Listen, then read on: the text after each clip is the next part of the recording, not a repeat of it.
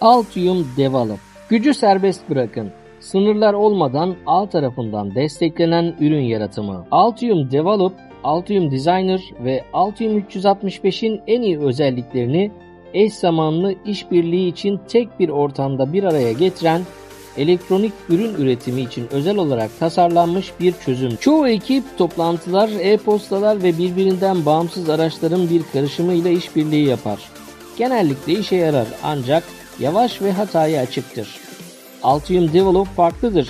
Bütün işbirlikçileri tek çatı altında toplar ve eş zamanlı işin işleyişini ve yaratım sürecini takip ederek geri bildirimlerle hatayı minimuma indirir. Videonun açıklamalar kısmında bulunan bağlantıyı kullanarak Altium Develop'a erişin ve denemekten çekinmeyin.